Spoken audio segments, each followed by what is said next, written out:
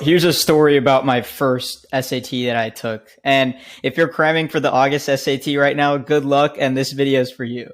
So when I was taking my first ever SAT, like I was doing prep beforehand by myself and with a tutor, but I wasn't taking it like extremely seriously. And, 2 weeks before the test, the realization kicked in that like, oh my God, I have to take this seriously. This is my first ever official SAT, and I really don't want to have to take this again. Now, I obviously did have to take it again, and I didn't do that well. But there are certain things that I learned during that preparation of trying to cram for the SAT that I realized that there are certain things that give you more reward than others, even though they involve the same effort.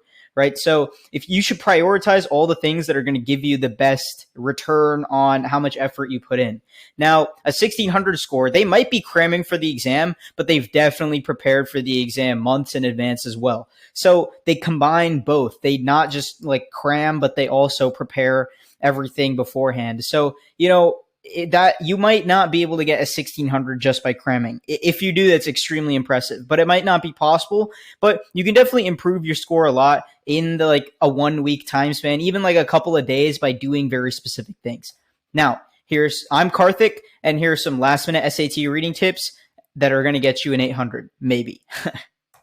Now, what you should do is identify your weakest question type, right? And how you do that, go through the passage or go through all of your practice passages. Maybe you've already done some, hopefully. But if you haven't, take one, just the reading portion. You don't need to worry about anything else if you're only focusing on reading, but you want to identify your weakest question type. And you do that by figuring out the types of questions that you get wrong the most, right? So you're going to take the test, and the questions that you find the most difficult, like the types. So maybe it's like the main idea question. Maybe it's the question with the evidence. Maybe it's the question that asks you to replace the word or the word most nearly means, right? Any of those types of questions, you want to focus on like, what are they, first of all? Like, is there a recognizable pattern to the question? And then you want to focus on increasing accuracy on that worst question type, right?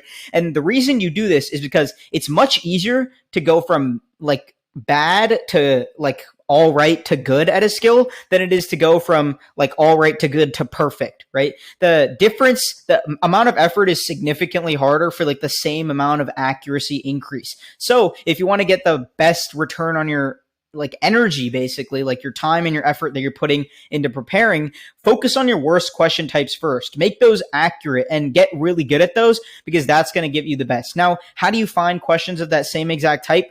SAT Suite Question Bank, right? Just look that up on Google, official College Board resource that has a list of a bunch of SAT questions that have been used in the past. You're going to find some ones that you probably can't find anywhere else there. It's an amazing resource. Find your question type, use it, and, do well on it. Get the hardest ones and do the hardest ones again and again, and you'll get better at that skill. Now, how to read more carefully. The whole skill of SAT reading is basically analysis. So if I can improve your reading skill by 5%, that's going to have a significant impact on how you read and how you analyze all the other questions. And if we can just get like 1 to 2 answers correct just by teaching you these methods on how I learned to read more carefully, you're basically going to do a significant portion better just by this little bit of effort. Now, I use the pencil to paper technique, and if you are doing the digital SAT, you can obviously put your like finger to the line, but I like the pencil paper technique for the paper SAT. It's one that I used in my final SAT. I put the pencil to my paper and literally just line by line, like did the words. And I obviously got very quick at that. It didn't take me any longer to read it, but it forced me to read every single word by word. I wouldn't accidentally cut words out in my head, which I know a lot of students might do. But basically that skill helped me go along with the passage and not miss up any words and basically read all of it, right? So main points after every paragraph. And you can either do this mentally or on your piece of paper, just write 1 or 2 words so you remember what the main idea that you thought of in your head was. But basically, you want to identify the main point of every paragraph. Read the paragraph, quickly summarize it, and then go back to pencil paper, right? And I think that's very useful for main idea and total passage analysis. It just gets you better at analyzing. And it increases your understanding on your first time reading it, so you can just do better on the questions without having to reread again and again. Now, with the pencil to paper technique, I really liked using it the whole time, and it didn't give a deficiency to my speed while reading. But if you find that that's the case, use it for just the highlighted evidence questions. Use it for the questions where it's paired up like, oh, this question is most supported by the evidence in which line, right? So use that for this like specific question, because if you want to, the pencil to paper technique really does help you read deeper.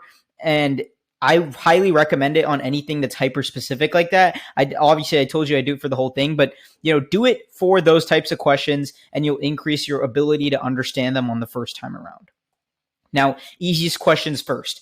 Leave the hardest questions to the end. And, people will know this, like logically, like this is the best thing to do because all the points are somewhat equal, but people will still just answer all the questions in order and not think about this.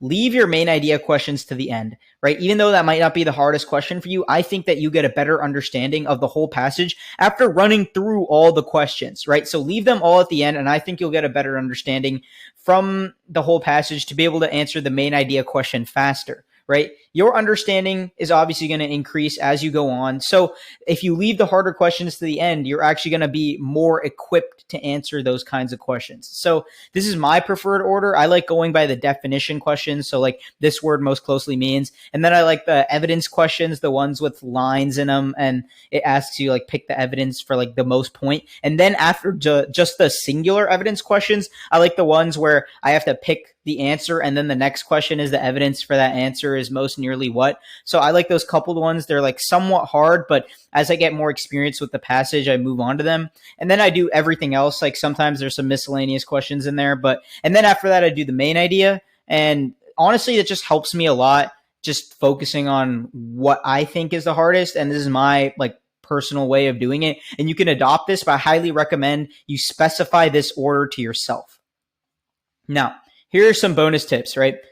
Obviously, you need to use process of elimination. You've been taking standardized tests for like the last 12 years. You probably know that you have to use process of elimination. But for the SAT, for extremely hard questions, right, when you're using process of elimination, eliminate answer choices that seem way too similar, right? This is just like a special technique, and you're not always going to get this. And this you can apply even to SAT grammar. But if you have two answer choices that are extremely similar in their concept, right? Like it asks you like, what is the main idea? And two of them are like essentially repeating the same thing.